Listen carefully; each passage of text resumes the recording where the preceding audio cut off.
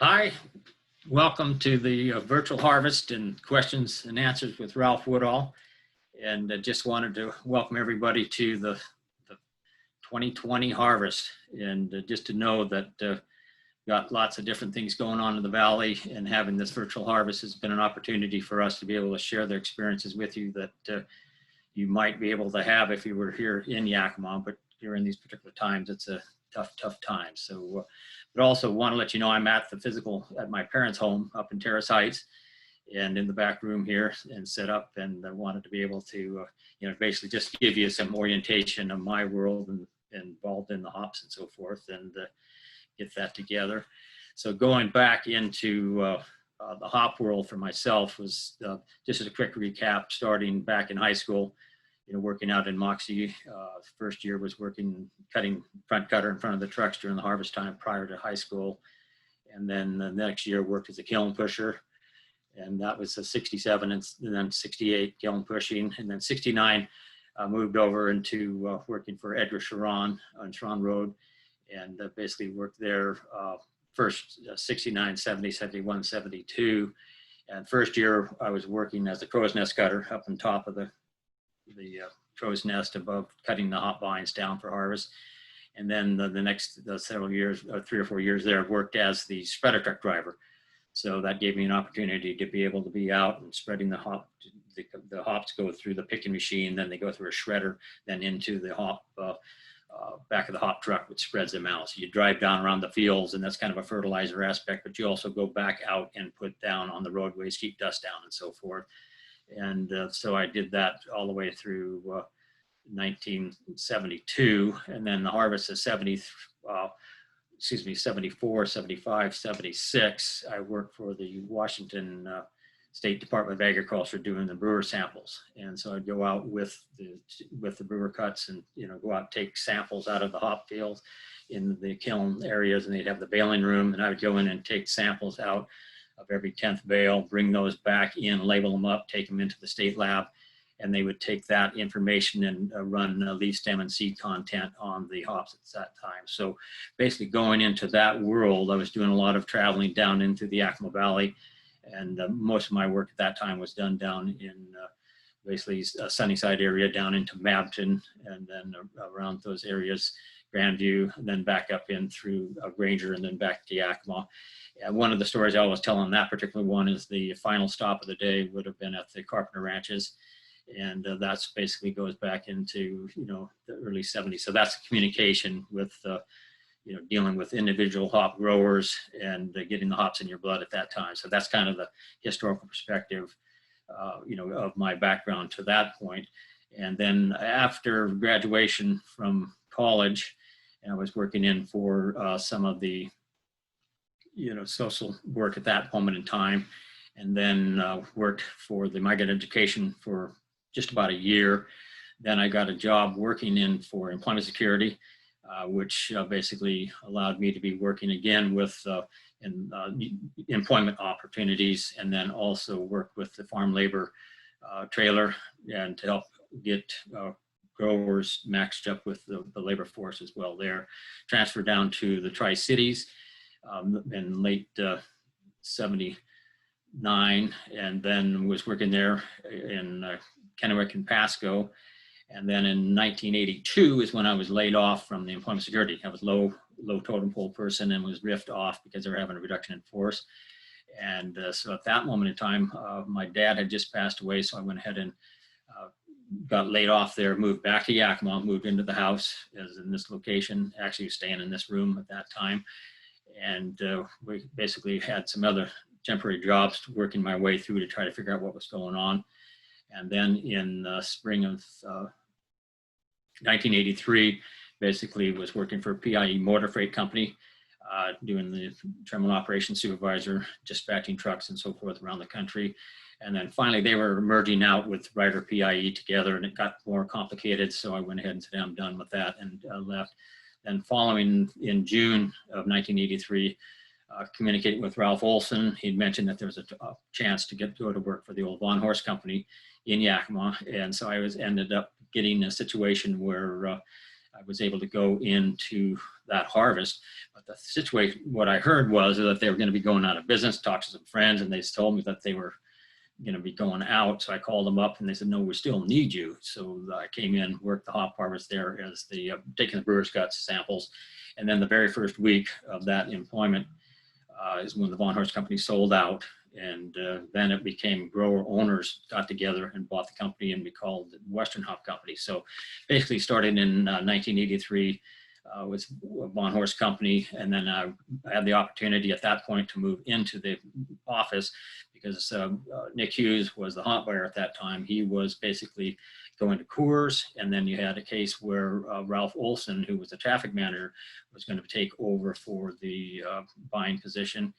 And so when that happened in November, I had been working in the pellet plant, so moved across in and became a traffic manager for the Western Hop Company. Ralph became the buyer. I spent the first several months working in the same office with him, kind of getting oriented what was going on with the hop world and parts and pieces of that. And then from there, basically moved into my own office, and then from there kept on going as a traffic manager. Also, at that point, we were also dealing with some of the, of course, we were dealing with the major brewers, you know, the Anheuser-Busch, Coors, Strohs, and Millers and Sales and all that stuff going on. And then also we were starting to work with craft brewers at that time. So we were talking about Sierra Nevadas coming into town and Red Hooks and Widmers and so forth. So just a lot of that early day craft world, which eventually became part of my full life at that point. So going into, just looking at a few notes here, basically 1986, we worked up through, and that's when Western Hop Company basically sold out to the Hopunion USA group, a German-owned company. And at that moment in time, I was still the traffic manager, you know, shipping and receiving and so forth. And I also used to work the harvest part as the tire, going through during the harvest and expecting bales as well. So I'd be doing that and then jumping back into the office and organizing the warehousing and trucking and so forth. So just lots of activity. Then basically in 1989, moved in to become what's known as the traffic and production planning. So the production planning had to do, of course, you're running the shipping, receiving, the harvest, but you're also planning for pelletization and runs and extract runs and so forth. Lots of there. And then in 91, I became the director of operations, overseeing Hopunion's international world from the US side. Lots more experience going on there. And also during that period of time, again, hop harvest was happening, was always getting ready for hop selections, getting the samples together, looking at quality characteristics, and then getting that set up to where we were dealing again with major brewers each year, and then craft brewers coming in. So more and more craft brewers each of those years. And then basically, then coming up into 1997 is where I made a big change, because I moved in to become basically the director of craft brewing sales. And at that moment in time, the craft division had grown up to its own size and needed more particular just focus on craft brewing. And so basically that allowed me to spend more time just focusing strictly on sales. And also then started traveling more of the United States. Instead, had been already attending some of the events, but be going to the Great American Beer Festivals, would be going to the craft brewing conventions, Brewfest back east, Seattle areas, down to Portland, Oregon Brewfest, and back and forth. So doing lots of traveling and seeing what was going on. So then basically then in 99 is when the Hopunion group basically sold out to Barth Hawes group. And so the fact that I had actually moved into craft brewing sales saved my position, because when the company sold, basically they laid everybody off at Hopunion except for the craft division. So that was basically myself and Ralph Olson, and a few of the office people were allowed to continue on with the craft division. And we had our group of shipping, warehousing individuals and so forth. At that moment in time, we were kind of in a limbo point. So it was very complicated, but we had the faith to keep the sales going and keeping it happening. And we did not have access to the pelletizing operation. So they pelletized for us and delivered the hops in, but then for the smaller brewers where we had 11 pounders, they would send those into us in big bulk bags. So we had an opportunity to run our pellet plant making the 11 pounders, which we still used for some of the smaller craft brewers at that time. And then we also did have, we were able to cut our own quarter bales and so forth and mini bales to get that together. So that lasted for a couple of years. And then 2001 is when Ralph Olson and some of the hop growers here got together And one of those particular ones was Mike Smith. He was also part of the Yakima Chief ownership. And so that created basically what was known then in 2001 was the Hopunion Craft Brewing Sales LLC. So at that particular point in time, we started off with a new company, new faith, and allowed us to be able to continue on with craft sales. So, but going back just another step back to the year 2000, interesting part about 2000 was we were in the limbo zone and gotten together with Ralph Olson one day, and he was mentioning the fact that the Craft Brewers Convention was coming up in Milwaukee, and there he mentioned that they're going to have the National Recognition Award, and he had a list of all the different former winners and so forth, and there's Burt Grant's in there, and Sierra Nevadas and Ken's and Michael Jackson's and so forth. And next thing you know, it shows Ralph Olson and Ralph Woodall with Hopunion. So within 2000, it was kind of the high water mark for me, Ralph, and we went to the National Convention and received the National Recognition Award. And just to give you a sense of, that was the proudness that we had at that time of being up on Stop the Stage and getting the award for the, basically at that time, at Institute for Brewing Studies, but that's 2000. And it's got IBS Recognition Award honoring Ralph Woodall, Hopin USA, as an individual whose inspiration, enthusiasm, and support have contributed to the development of the North American microbrewery and brewpub movement. So that was kind of the classic high water point for Ralph and myself.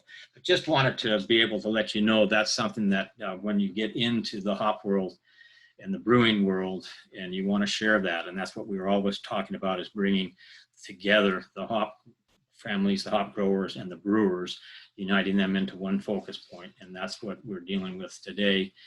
Begin this virtual harvest and the questions and so forth is given an opportunity for us to show the faith and love and experience that we have, that we share with the brewers and so forth. So just to know that's there. Then going back into a little bit more, going through that with the sales happening, there was lots of activities, lots of traveling going on, and just keeping it together.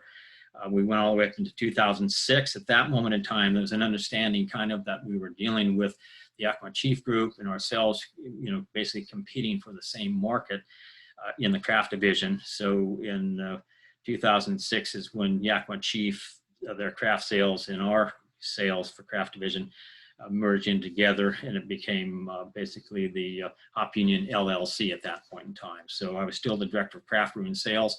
It allowed us to focus strictly again with them as well, being able to focus on major brewers and us dealing with the craft brewers. And then that kept going on basically up through actually 2014. Keep in mind, brewers, craft brewing was growing and growing and growing, and more and more going on. And a lot of those were getting larger and larger, so their quantities are a lot greater amount of hops being needed. So that's when they decided to work together, basically in 2014, basically to merge both physical companies together. So we didn't have competition, for the craft division anymore because it was all together, but at the same time it had grown so big that to keep up with it, we really had to make it to come together. So that was a case of merging the Hopunion with the Yakima Chief together and became Yakima Chief Hops at that point, Yakima Chief Hopunion at that time, YCH. So that was then, at that moment in time, there was so much going on back and forth around, and hiring of new individuals and new sales departments and divisions and so forth, regional sales and employees, that I moved in at that point in time in 2015 to become the senior customer liaison and working in the finance department. So that allowed me to stay in the hop world, but also to give experience and to the individuals that were coming in, doing contract reviews, double checking, giving historical perspectives on brewers that we dealt with in the past, issues and so forth. And then from there, working our way up through into 2018. In that period of time, there was a case of realizing that we wanted to do a brand change, and basically was able to then change the name of the company to become the Yakima Chief. And then so the YCH became the Yakima Chief Hops, and that was that focus again on all grower ownership and dealing with the marketing under the one name. And that's why we have the Yakima Chief combining together basically the brewers, the growers and the brewers together into that circle point that you see, and with the hop right in the middle. And so we're both involved in that, and stayed there with the senior customer liaison in the finance department. And then this last spring, March 2020, moved back into the sales department, working still as a senior customer liaison, again, giving perspectives for some of the new regional sales representatives, also double checking contracts and reviews and making sure that we're adequately supplying the right amount of hops, and looking at price factors and trying to make sure we're competitive in the market with the brewers and so forth. So that's kind of gives you a little bit of a rundown on my nature, and where part of my family, is one that, it's that continually going on and keeping the faith and going forward. So that's where today, being in the part of this virtual harvest question and answer session has been, been a good opportunity and a good chance for me to be able to, share some of my historical perspectives. And the part of what I'm doing is it's complicated because you have to have it in your mind, but there's also so many parts and pieces around that I've got quite a bit of information on some different locations here in the back room to be able to share some of that. And the opportunity would be there just to know from a perspective of the historical side. I've got a photograph here. Basically, this is some old hop pickers and so forth. And this is my great-grandfather up here on top. So that was back in 1904. And that's before my family, my dad's side, moved to Yakima, but his dad had moved out here, was working together. And then you got the hop families going on. And this little Perry Woodall is down in here, with Woodalls and different family names and so forth. So that's the historical perspective of the past. And then from there, working my way, being here in Terrace Heights and going out to East Valley High School and working as a kid really brought that into my system. So wanted to just kind of give you a little more insight there. So now part of what we were looking at was to do a little bit of knowing some of the Zoom questions and so forth. And we had the one here that was showing up. It says, in your opinion, what is the most significant variety to come out of the breeding program in the last 10 to 15 years? And do you actually like it as both a grower and a drinker? And so I think at that point, when you start looking at the, past 10 to 15 years, with the one that comes to the immediate mind, of course, and it's taken off into its zone, is the Simcoe variety. And that's a case where that variety came forth, and it was a case where we had lots of opportunities, lots of demand for Simcoes going on. It was a variety that had good characteristics, good alphas, oils, good background character, breeding program, and then also came into the fact that it was the Yakima Chief group and going together. And that's where we had an opportunity to basically get a lot of it out to the craft brewers and the different styles of beers and so forth.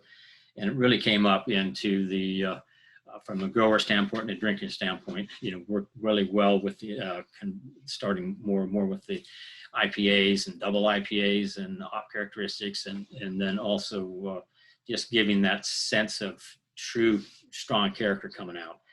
And so I think if you looked at that variety, that you would be knowing that was the one that was the kicker. And the Simcoe, it did have a case where it became a little complicated at the very beginning because we had a situation going on where all of a sudden the demand was greater than the supply at one point in time. So then we ended up getting shortages of Simcoe. So we had to go back into, trying to keep that faith together and not let people get over-contracted on them. But anyway, we expanded the acreage to be able to go through and have more Simcoes. And then next thing you know, we had, of course, the hop crisis period of time back in 7 and 8 and so forth. And when you had the Great Recession, basically at that point in time crashed a lot of the actual sales and dynamics of the business. And the Simcoes at that point had been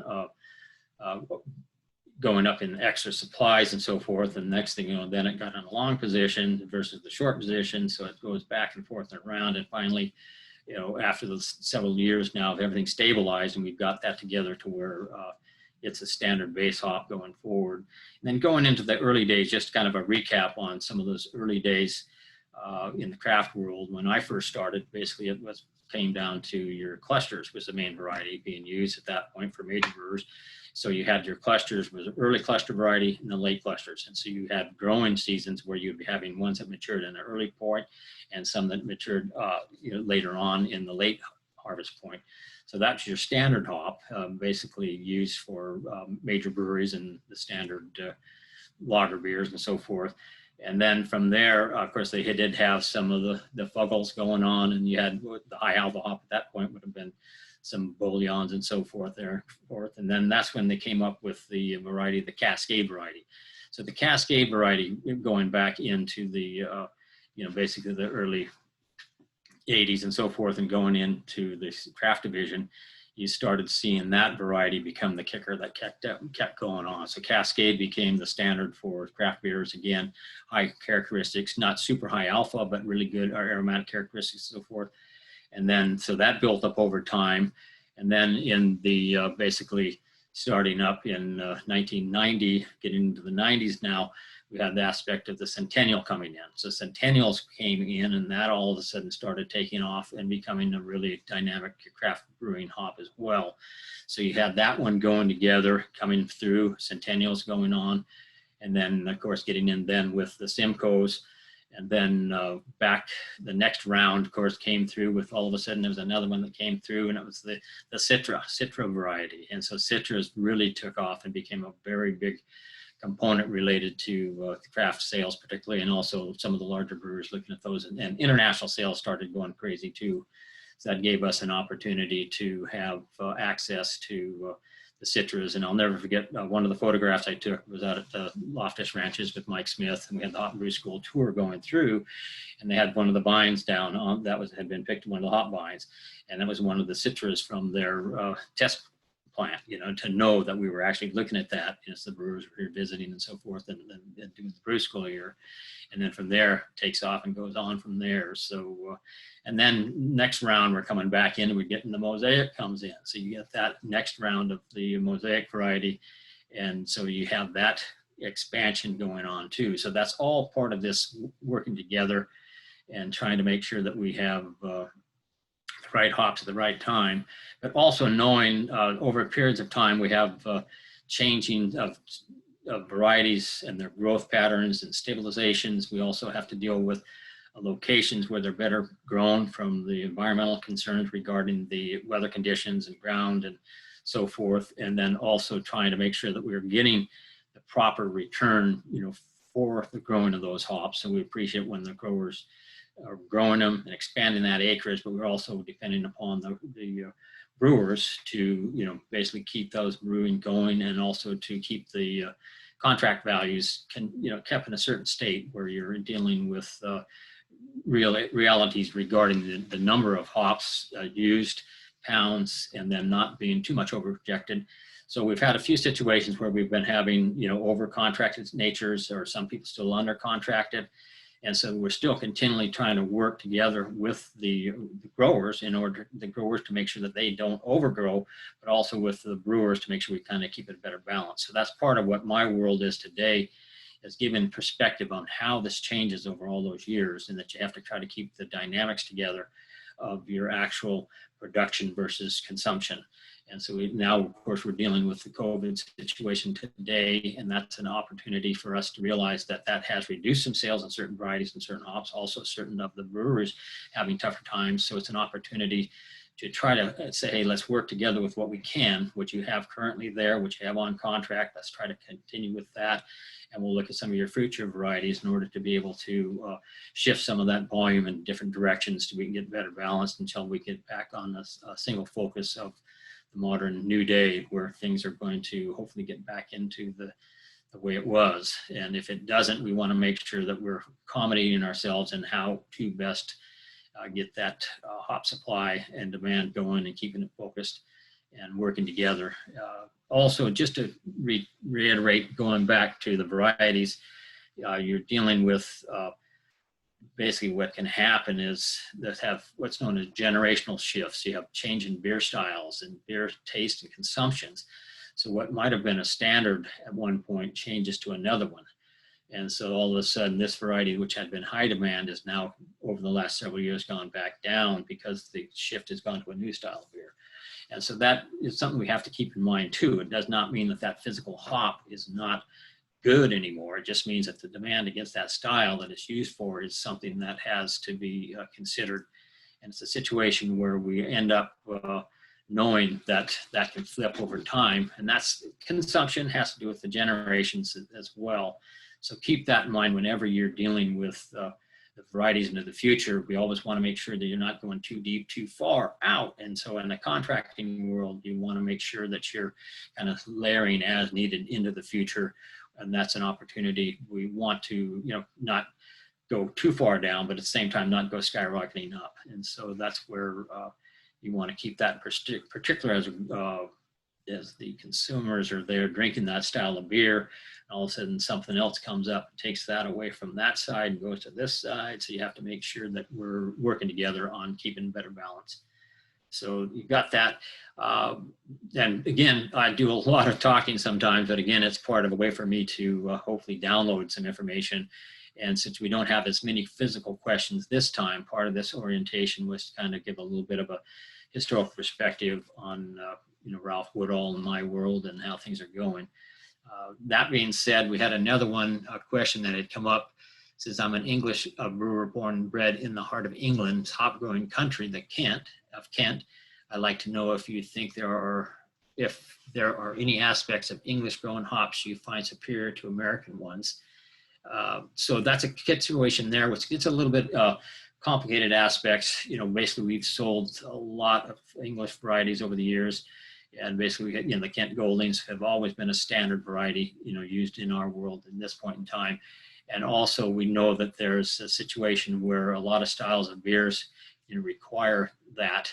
And so I think that the variety in the term superior to American ones would be a little bit abstract in the sense that the Kent Golding, UK Kent Golding nature is superior to its own style. And we did try to grow a lot of those. We had basically the US Goldings. We did a lot of Goldings here. We also had the UK Fuggle nature. And so you had the Fuggle being grown here in the United States as well, because this is a good variety, good hop. So we had to try to get some of that variety grown in the United States. The Fuggle itself was difficult, changing it into the Fuggle world. We ended up having to, a lot of the early days with the Fuggles, the problem was related to the yields and the seed problems regarding to those. So they generated a new variety, basically called the Willamette, which was basically based on the Willamette Valley and growing in the Oregon region, and was a takeoff against the Fuggle variety. So you had the Willamette and the Fuggle. And then we had what's known as US Golding. So we did the US Golding variety as well. Again, that was to try to accommodate some of the supply demand against those varieties, and to replicate them to some degree. But again, you're dealing with different acreage points, growing areas and regions and so forth. So they would not actually compete necessarily with the UK varieties, but at the same time, they were not substitute, but kind of a supplemental aspect to cutting down on some of the shipping fees and shipping costs, and also availability at any given time. So we had that going on. So I think the main thing there, it's the same thing with not only the English varieties, but also the Czech saws. That's again a heavy duty variety from international use. And we developed the US saws variety here locally. And then also you're dealing with some of the German varieties coming in as well, the Hallertaus and Tettnangs and so forth. So you start dealing there. Again, we were dealing with the domestic varieties of US Tettnangs, and we had the Hallertaus, US Hallertau. Over a period of time, those varieties, basically would be maybe overtaken by another variety would come in, or the German varieties would have a better supply demand against it, and pricing aspects of those over time have basically stayed in their own focus. So we're basically still, as a US owned company, we are basically promoting our US varieties itself, but we also know that we have to deal with a market that's trying to use a combination of domestic and international varieties. So we do have a large importing program. We also deal with working with Australia and New Zealand hops varieties, bringing those in, and trying to make sure that we're all working together. Part of our future as well has to do with, stabilizing ourselves in an international market. And that's why we're dealing also expansion of our European point and Brussels and so forth, and putting in warehousing up in through there in order to basically protect the varieties as they come in, the warehousing, cold storage facilities, processing, cuts down on some of the delay in processing and characteristics that we would normally want to capture of those varieties on a sooner basis.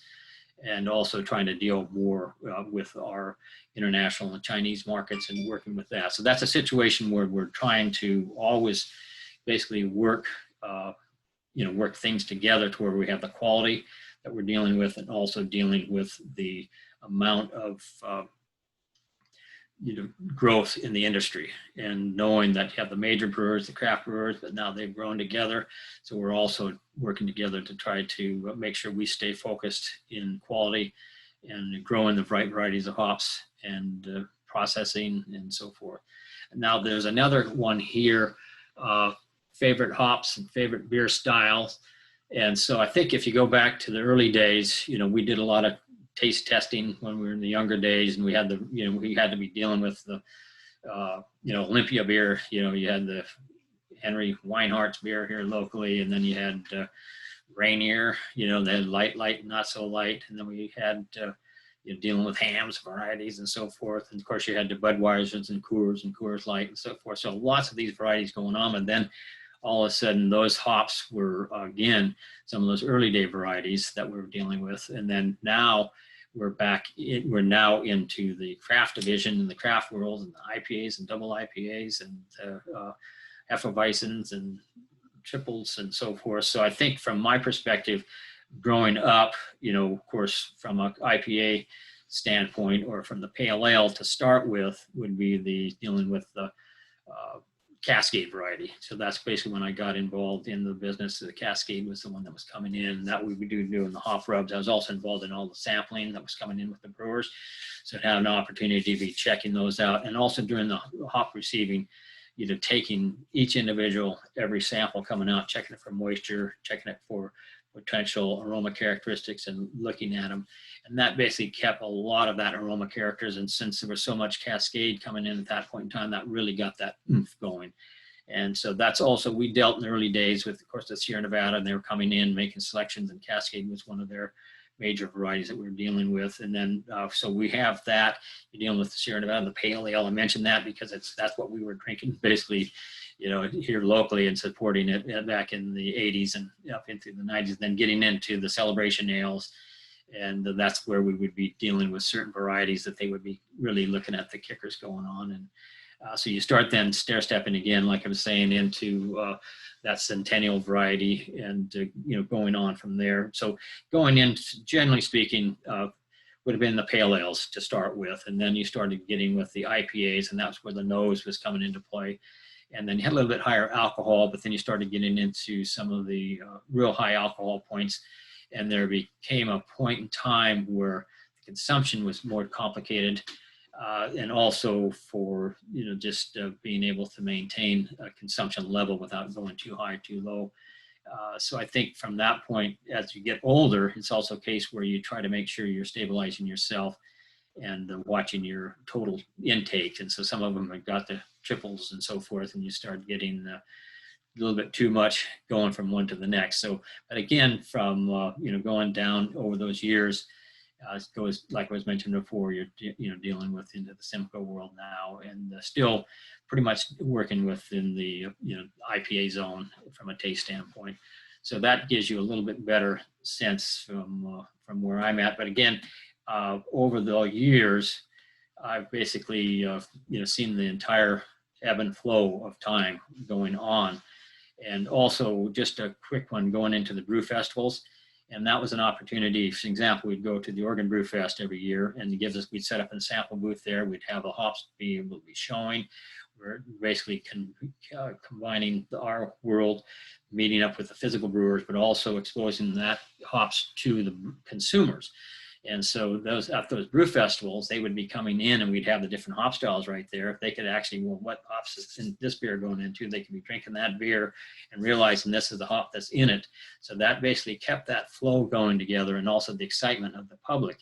and the consumers, and being able to see right on, what the hops were all about, and then taking that into the, great taste of the Midwest, going into Madison, doing the same thing, being there, going back east and going into the Vermont Brew Fest and showing again, having the hops right there on the tables, going down into California, going into, of course, you had the Great American Beer Festival. We'd set up the hop booth down there, and then that's just combination, so much more going on.